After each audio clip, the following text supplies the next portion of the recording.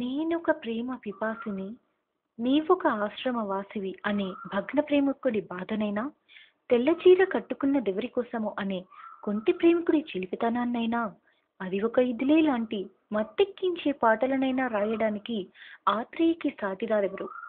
మనస్సు, ప్రేమ, జీవితం, విరహం లాంటి అంశాలను చాలా చిన్న పదాలతో ఎంతో బాగా వ్యక్తం చేశారు ఆత్రేయ. ఎక్కువ పాటలు మనసు మీదే రచించారు. అందుకే ఆయనకి మనసు కవి అని బిరుదు. ఆత్రేయ అసలు పేరు కిలాంబి వెంకట నరసింహాచార్యులు. ఆయన మే 7, 1921లో నెల్లూరు జిల్లాలో జన్మించారు. ఆయన గోత్రం పేరునే కలం పేరుగా పెట్టుకున్నారు. దీక్ష అనే చిత్రం ద్వారా ఆత్రేయ సినీ జీవితం ప్రారంభమైంది. ఈ చిత్రం 1950లో విడుదలైంది. ఈ చిత్రంలో ఆయన రచించిన పోరా బాబు పో పాటని పెండ్యాల నారాయణరావు గారు స్వరపరచగా ఎంఎస్ రామారావు గారు పాడారు.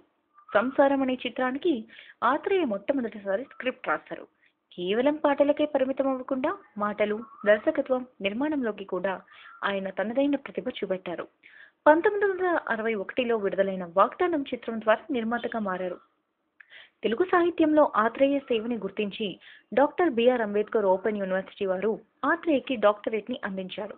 ఆత్రేయ సమయానికి పాటలు ఇచ్చేవారు కాదని ప్రసిద్ధి. అందుకే విమర్శకులు పాటలు రాయక నిర్మాతలని, రాసి ప్రేక్షకులని ఏడిపిస్తారు అని అనేవారు.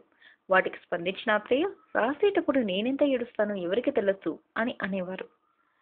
13 సెప్టెంబర్ 1989లో ఆత్రేయ మద్రాసులో కన్నుమూశారు. కానీ అతని పాటలు మాత్రం మనందరి హృదయాలలో కలకాలం నిలిచి ఉంటాయి.